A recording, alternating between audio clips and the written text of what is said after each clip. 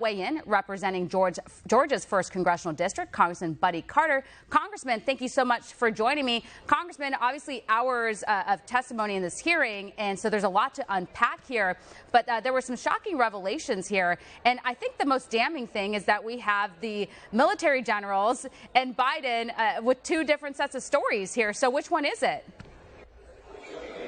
Well, that's a good question. I mean, who's telling the truth and who's not telling the truth? If indeed the generals are telling the truth, then Joe Biden lied. He lied to the American people. If indeed Joe Biden is telling the truth, then the generals lied. I reject General Milley's assertion that he should not resign. He should resign. He should resign if not for the fact that he recommended that we keep 2,500 troops in Afghanistan, and the president did not take his recommendation. Why wasn't he standing up on the table, jumping up and down and saying, no, you got to do this, you got to do this? If that's not the reason he should resign, if that's not the reason General Alston should resign, then the reason is because they left Americans behind enemy lines. That never happens. That alone should be enough for both of them to resign. Yeah.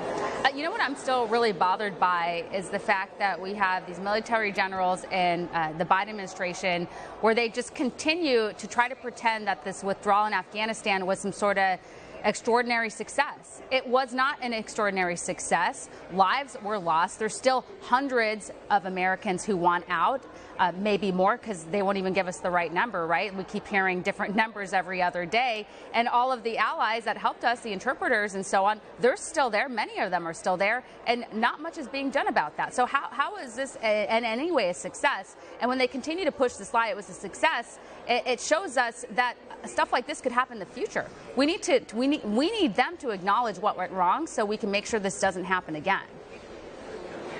Absolutely. It was nothing. It was not a success at all. It was an unmitigated disaster. It was the worst foreign affairs debacle in the history of this country. It was Saigon on steroids. Let me tell you, I had an opportunity to meet with 5 Afghan veterans in my office. To a person, they all told me, we could have told you this was going to happen. We could have told you that the Afghan military was not going to be able to keep up, that they were all going to leave. And yes, it's not a surprise that it happened in 11 days. We were boots on the ground, and we understood that. How could the generals not understand that? How could the generals not advise this president and insist that this president keep troops there? This is an unmitigated disaster. It is not a success at all. Yeah, and then while we've been listening to these hearings, we have to keep in mind that not one person has been fired or resigned over this totally preventable tragedy. That being said, we did learn that the Marine Lieutenant Colonel Stuart Scheller, he's been jailed for criticizing the Afghanistan withdrawal. And if our audience doesn't remember him, we have video of it. Roll tape. We have a Marine combatant commander. All of these people are supposed to advise, and I'm not saying we've got to be in Afghanistan forever, but I am saying, did any of you throw your rank on the table and say, hey, it's a bad idea to evacuate Bagram Airfield, the strategic air base, before we evacuate everyone? Did anyone do that? And when you didn't think to do that, did anyone raise their hand and say, we completely messed this up? I've got battalion commander friends right now that are posting similar things, and they're saying, you know, wondering if all the lives were lost and if it was in vain, all those people that we've lost over the last 20 years. So he's in the brig. His parents are speaking out. They're saying that these top military generals and officials, that they should resign, and they're stunned what has happened to their son.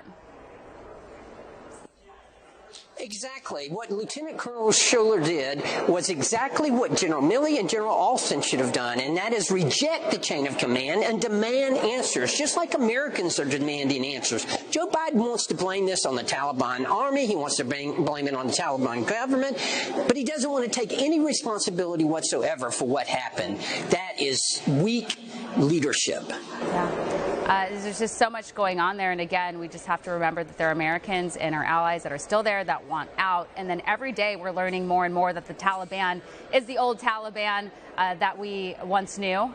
We had the media and some of the Democrats trying to paint this new picture that it was like a different Taliban and that we can work with them. No, we can't. And the latest headline today is the Taliban says U.S. drones must stop entering Afghanistan. We also learned, now women can't go to university and they can't attend school. So things are going back to as they used to be, and we all predicted this. It's just such a shame, and I hope that somebody's held accountable. I get these hearings are over, but I hope that something comes of this, and I hope that these hearings will give the American people a better idea of what happened. And obviously, a lot of these people who were testifying were kind of dodging the questions and not trying to give us straight answers, but some truth came out, and I think that's really important. Well, Congressman, we're going to leave it here. Thank you so much for your insight.